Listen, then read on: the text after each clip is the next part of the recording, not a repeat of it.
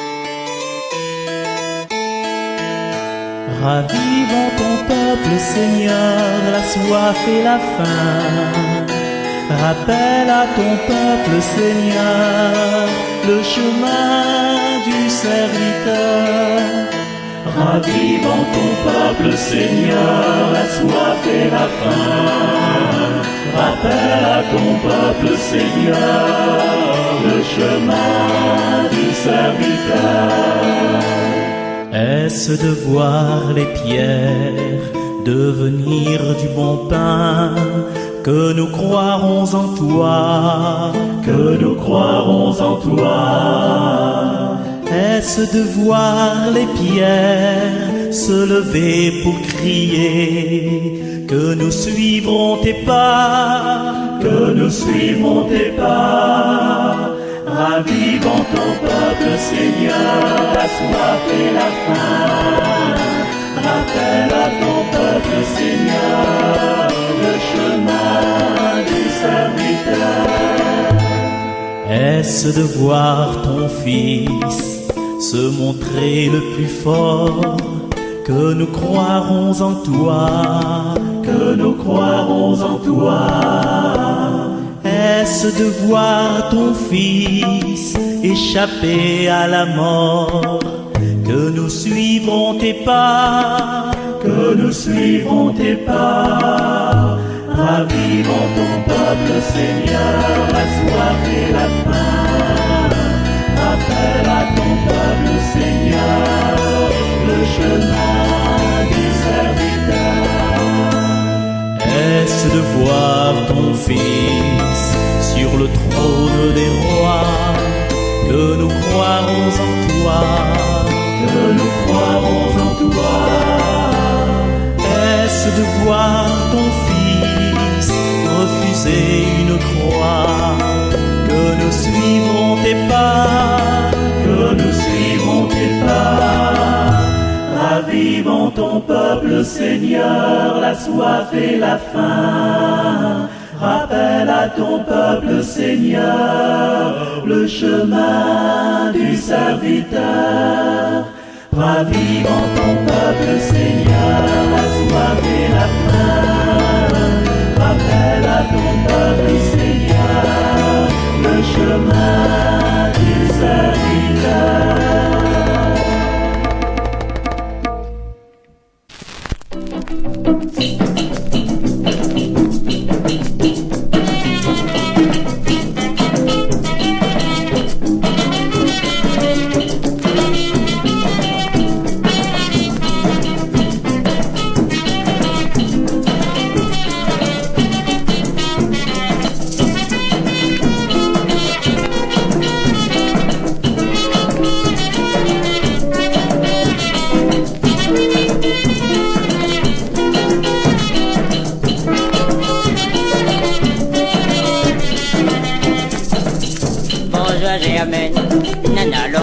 Mirodaou, Jodi ou la rive ici, pas besoin ou la honte à moi, dis à moi bonjour, et puis après rentre dans la case, on va faire des conversations, aussi j'ai pour marier. De la rive dans mon cas, Germaine, passe un coup de balai, regarde ça qui manque dans la case, marque un bout de papier. Demain, on gagne l'argent, on aura 7 ans pour descendre en ville. Quand nous va rentrer unique, nous va prendre ça qui manque à nous, Germaine.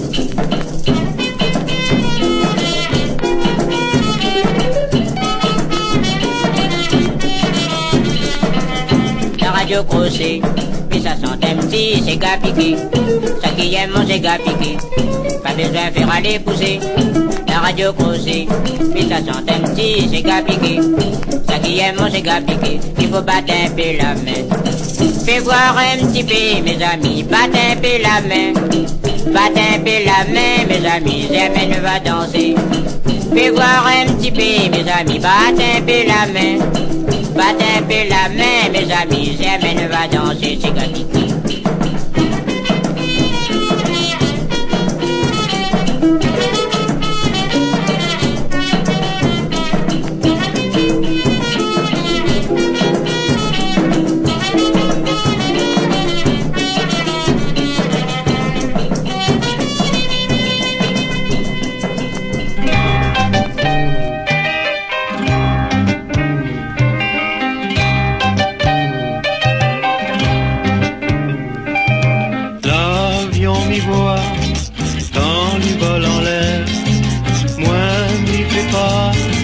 le tour la terre, mi voit bateau, quand lui rentonne fort, paquet sur mon dos, mi fait le fort, tu connais la paye un docker, et tu vois comme la ville est chère.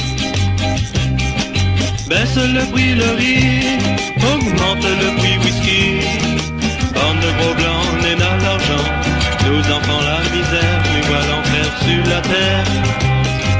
Baisse le prix le riz, augmente le prix whisky, non nous les pas jaloux, il faut pas pousser à nous à bout. Notre petit boucher manger, ni bataille pour gagner, fais un petit l'effort, pour que nous gagnions vive encore.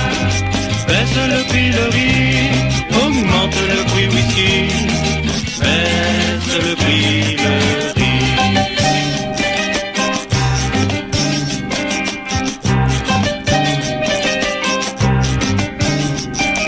Mon vieux papa, les cultivateurs, mais lui gagne pas, achète un tracteur, dans de gros cœurs soleil, lui râle sur son pioche, dans la pluie les pareils, il en a quelque chose qui cloche, lui gagne pas un instant repos, mais lui travaille pour la peau. Baisse le prix le riz, augmente le prix whisky, bande de gros blancs et dans l'argent, nous enfants la misère, nous voilà l'enfer sur la terre. Baisse le prix le riz, augmente le prix whisky, non nous les pas jaloux, mais faut pas pousser à nous à bout. Notre petit boucher manger, ni bataille pour gagner,